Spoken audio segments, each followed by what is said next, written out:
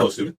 Today we're going to continue our comparison of the exocrine and endocrine system. We've looked at the exocrine system already. There are two major differences between these two systems, and I want to point those out. So let's look back at our previous lecture. This is what we did before, the exocrine versus the endocrine glands. And our take-home message here is right here.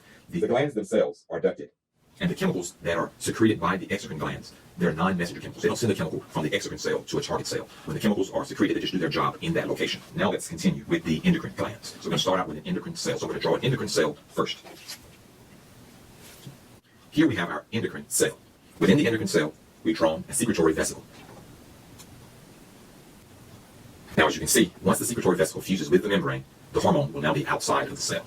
When the hormone exits the cell, it does not really go into the tissue fluid. It goes directly into the blood vessel. So let's show how that happens. Here we have our blood vessel. Now, the blood vessel is very closely associated with the endocrine cells. Now, this blood vessel is actually a capillary. And what happens with these capillaries, I'm going to zoom in right here. The membrane of the capillary is very thin, and hormones can diffuse out of the extracellular fluid almost directly into the vessel. So I'm going to indicate the thinness of the membrane here. So this membrane is very thin. And because it's so thin, the hormone can diffuse directly across the membrane of the capillary. Now the hormone travels through the circulatory system and into all the tissues of the body, all over the body. So we're going to represent the body here. So this is a crude representation of the body, and within the body, you can have different types of cells. This cell here, they have a receptor of this shape on it. It's like a square-shaped receptor. This cell here may have a receptor that has a round shape. This cell here may have no receptor at all.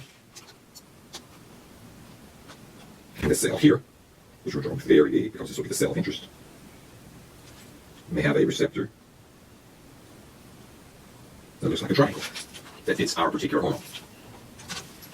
And so what happens in the body, the hormone will move to this receptor, and then we'll find out, well, it can't bind to that receptor. We'll move to this cell, and it can't bind to this cell. It'll move on, keeps moving all throughout the body.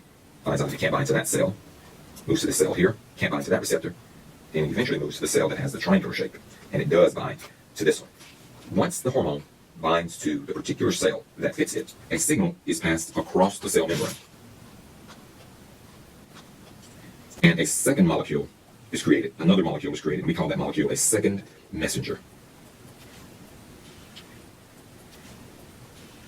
And when that second messenger molecule is formed, it leads to the initiation of a cascade of events that ultimately results in the physiological response. So we get a cascade of events here, which leads to the physiological response. This cascade of events is known as the signal transduction pathway. Now let's define a few terms here. That's everything except for the differences. We haven't identified those yet. Okay, the cell here is known as, this is the endocrine cell, or the producer cell. Here we have the secretory vesicle. Within the secretory vesicle is our hormone. Now the secretory vesicle fuses with the membrane. So we're just going to put here fuses or joins with the membrane. Now here we have our blood vessel. Now what happens, the blood vessels actually pass through the endocrine tissue, and it forms very small blood vessels called capillaries, which have a very thin membrane that allows the hormone to pass into the bloodstream. So these are capillaries, or this is a capillary here. The surface molecules on the cells themselves. So here, this is a surface molecule. That surface molecule is called a receptor.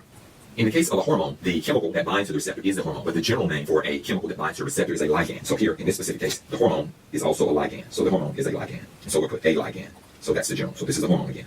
Now, since the hormone initiates this entire message, the hormone is also called the first messenger, or the primary messenger. And so we'll indicate that here. The hormone is the first messenger, or the primary messenger.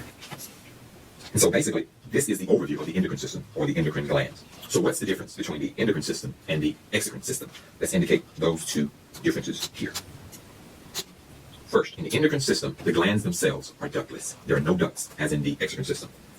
Secondly, in the endocrine system, the chemicals that are produced are messenger chemicals. They pass into the bloodstream, go to a target at a distant site, and exert their action on a target cell. And so the chemicals are messenger chemicals. And so this concludes our comparison of the exocrine and endocrine systems. I hope you learned a lot.